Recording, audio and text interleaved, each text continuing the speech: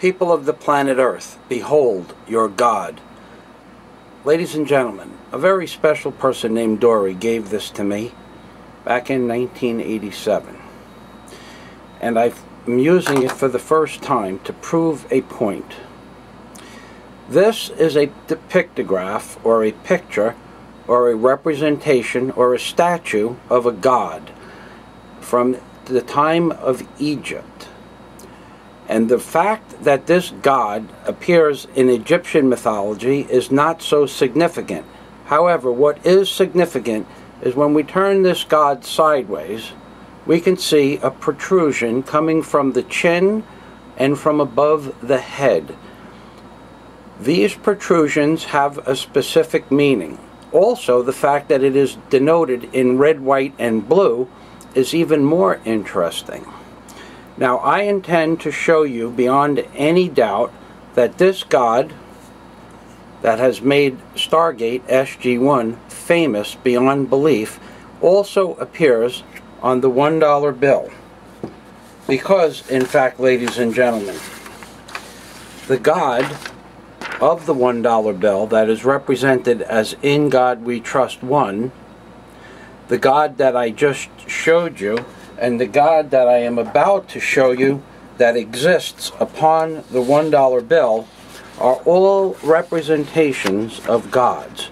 Now, if you remember, the god of Egypt that I just showed you had a bony protrusion coming from his chin. And ladies and gentlemen, this bony protrusion that you see that appears to be wrapping itself around the evil seed of death is the same bony protrusion that you see here coming from the chin of this particular god that appears from Egyptian times, because it is significant that both of these gods existed in Egyptian mythology.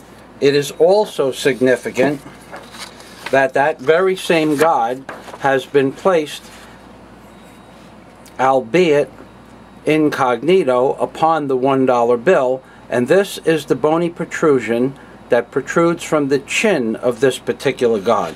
But more interesting is that if you look at the bill from the opposite angle, you can see the bony protrusion coming from the chin of this very same Egyptian god, and you can also see the protrusion that comes above his head from the diadem that comes from the central portion of the seed pod, that which I have coined the evil seed of death.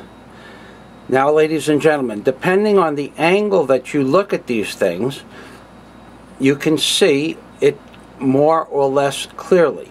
But the fact remains that those are two different gods, actually three different gods, because if one is depicted in the vertical position and one is predicted with the protrusion upwards as opposed to the protrusion downwards, these are three different representations. This represents the Egyptian god. However, this configuration of this man's face that appears to be a man but is not a man, this particular projection is the ability of this man, what appears to be his ability to see around the evil seed of death, as if it is a description of the cherubim, or in fact seraphim, that are depicted in the Bible in Exodus 25:19 of seraphim, or the angels that appear on either side of the Ark of the Covenant that have eyes before and behind, as if they could see in front and in back of an object. It also appears to be a bullock, which is also described within the Bible. And ladies and gentlemen, in greater detail, we will show you the seraphim that appear thusly in my book, Angels on the Ark by Michael Fazio. And in fact, these seraphim protect the seed pod, and in this case the seed pod is the God pod. And ladies and gentlemen, I am not the only person that knows this. However, I am the only person that knows this now, except for the fact that now you know it. So ladies and gentlemen, just to give you an idea of how many people think like Michael Fazio, I'm going to give you an introduction briefly into a book called Cosmic Consciousness by R.M. Buck. And inside this book, that was published in 1901, is a list of people that think exactly as I do.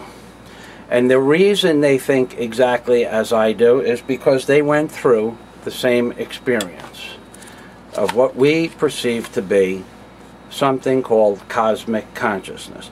And this is the first part of the list of people, cosmic consciousness. And this, in fact, is the second part of the list of people that think exactly as I do, and for the same reason. So, ladies and gentlemen, at this point, I would like to tell you that I am not alone in my method of thinking. And I would like to also once again explain to you that this God, aka the God that is depicted in Egyptian mythology, also appears upon the $1 bill. At this point, ladies and gentlemen, I would like to say thank you for looking at my new series called $1 Gods. This is Michael Fazio saying God day to you.